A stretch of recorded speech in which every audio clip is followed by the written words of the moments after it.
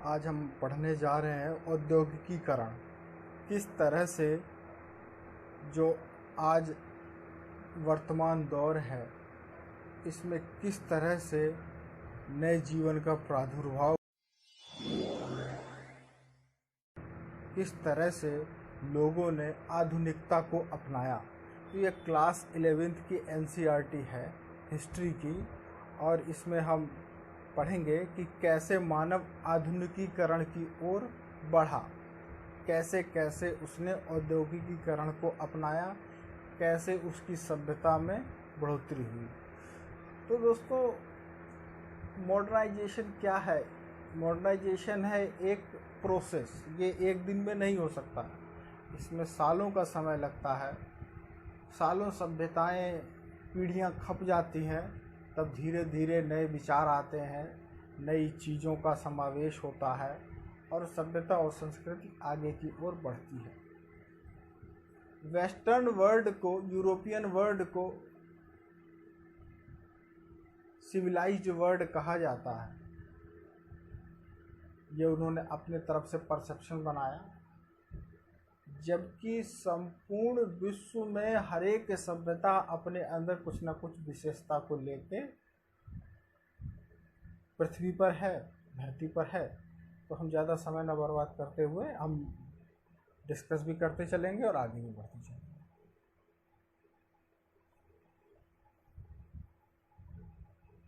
दोस्तों, आधुनिकीकरण की ओर, तो इसमें क्या है कि कैसे हम मॉडर्नाइजेशन की ओर बढ़े। ठीक है, तो मध्यकालीन और प्रारंभिक आधुनिक विश्व में कुछ ऐतिहासिक घटनाएं घटित हुई, जैसे कि सामंतवाद का मैंने वीडियो बना दिया है। यूरोपीय पुनर्जागरण क्या हुआ कि यूरोप के लोग, खासकर इटली में रेनेसा हुआ, मतलब वहाँ के लोगों ने लोकतंत्र को अपनाने की बात करी, पीपल्स रिप्रेजेंटेशन की बात करी। यूरोप, अमेरिका में क्या है, दास प्रथा। तो ये सारी चीज़ें हुई। आधुनिक विश्व में जिन घटनाओं का योगदान रहा वे इसी समय हुई, खास तौर पर 15वीं विश्व के मध्य। विश्व के दो अन्य परिवर्तनों कि जिसे आधुनिकीकरण कहा जाता है, तो कई परिवर्तन हुए जिसे कि हम आधुनिकीकरण में ले सकते हैं। पुरानी क्लासेस में भी हम पढ़ चुके हैं। तो आधुनिकीकरण क्या है? आधुनिकीकरण यह है कि नई नई चीज़ों को लेना, जैसे कि आखिरी 19वीं शताब्दी के आखिरी में क्या हुआ, रेलवे और भारी उद्योग, इन चीज़ों का समावेश हुआ। लेकिन औद्योगिकीकरण की एक बुराई भी हुई कि कीमत चुकानी पड़ी समाज के एक वर्ग को, जो मजदूर वर्ग रहा। किसान के तौर पे जब वो जीवन जीता था तो उसके जीवन में कम से कम ये खुशियाँ तो थी कि वो आराम से गांव में रह सकता है। लेकिन इस औद्योगिकीकरण की क्या बुराई है कि गरीब मजदूर, बच्चों की दुर्दशा, पर्यावरण, तपेदिक महामारियाँ, जो हम आज ये कोविड-19 की महामारी देख रहे हैं। ठीक है ना। अच्छा, वातावरण में बहुत तरह के कैडमियम, इससे बीमारी होती है, पारे, इससे बीमारी होती है। तो ये सारी बुराइयां हमारे समाज में बढ़ी। इससे क्या हुआ कि धीरे धीरे लोगों का औद्योगिकीकरण से जो इच्छा है, जो मानसिकता है, वो हटने लगी और वो प्री इंडस्ट्रियलाइजेशन, मतलब पूर्व औद्योगिकीकरण की सोच रखने लगे कि वो वाला दौर अच्छा था। अभी भी आप देखते होंगे जीवन में ये रहता है कि इससे पहले का जीवन कहीं अच्छा था। जब वो जीवन ज़्यादा बंध जाती है, लोगों ने ये महसूस करा कि हम तो मशीन की तरह हो गए हैं, हमें मशीन की तरह जीवन जिलाया जा रहा है। ठीक है, तो इसमें कुछ खास नहीं है। जैसे कि जो मैंने बात बताई वही बात है कि ये यहाँ पे देखिए, मूल निवासियों ने यूरोपीय अतिवृष्टि से अपनी संस्कृति मिटने नहीं दिया। हालांकि अमेरिका और कनाडा सरकारें चाहती थी कि मूल निवासी मुख्य धारा से जुड़ें। अब जो वर्ग ज़्यादा अपडेटेड हो, जैसे भारत में आप देखोगे कि जो जनजातियां हैं वो जुड़ना नहीं चाहती हैं, लेकिन जो जो जो दूसरा वर्ग है, जो इंडस्ट्री से रिलेटेड है, वो सोच चाहता है, वो अपनी डिफिनेशन देता है। तो ऐसे अमेरिका में भी, ऐसे संपूर्ण विश्व में हुआ है ना। पश्चिमी पूंजीवादी जो कैपिटलिज्म था वो ये चाहता था कि हर कोई उनसे जुड़े। आज भी यही है।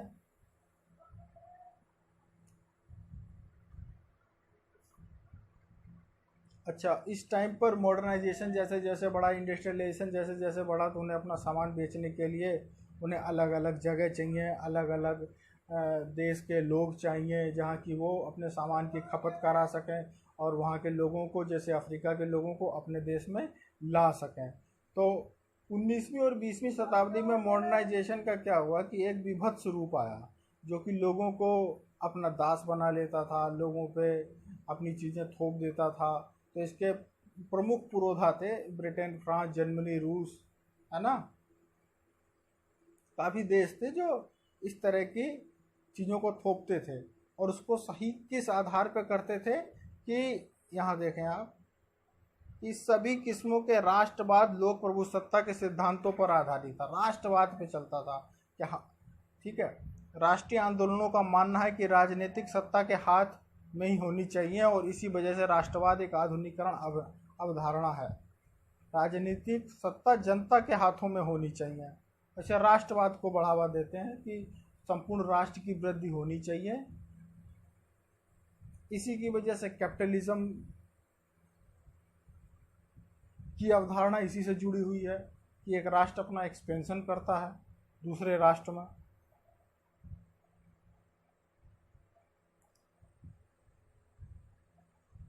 है ना। तो और जातीयता, धर्मवाद, जब चीज़ें बढ़ेंगी, विकास के अलग अलग पैमाने हो सकते हैं। एक समाज ज़्यादा विकसित हो सकता है, एक समाज कम विकसित हो सकता है। ठीक है, तो राष्ट्रवाद में बातें आने लगेंगी, है ना।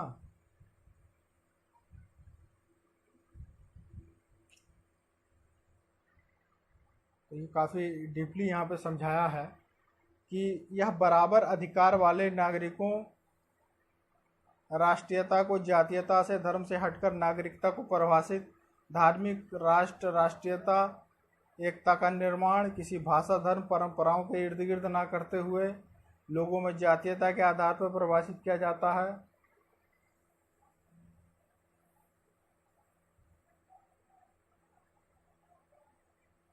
ये कुछ पिक्चर्स हैं।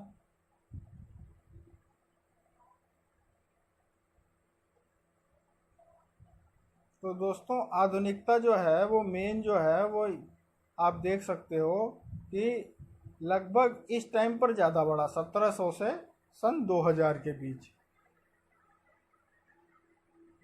है ना। इसको ज़्यादा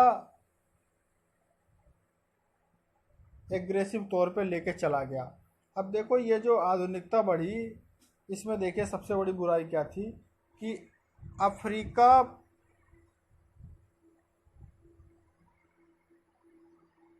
के राजा, अफ्रीका में स्थित दाहोमी के राजा अगाज ने दास व्यापार पर प्रतिबंध लगाया। अब दास प्रथा ले जाते थे, वहाँ काम करवाते थे। 1740 में इसमें फिर से लागू किया गया। दक्षिण अफ्रीका के केप टाउन में पहली बार चेचक का प्रकोप हुआ जिसे नाविकों ने फैलाया। अंतर्राष्ट्रीय दास व्यापार अपने चरम पर था। सभी औपनिवेशिक शक्तियां दास व्यापार कर रही थीं। लाखों अश्वेत अफ्रीकी लोगों को प्रत्येक वर्ष अटलांटिक के पार भेजा जाता था, जिसमें 2/3 समुद्री व्यापार के दौरान मर जाते थे, उनकी मृत्यु हो जाती थी,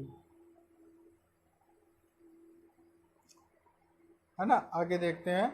मोहम्मद अली ने मिस्र पर शासन किया 1805 से 1848।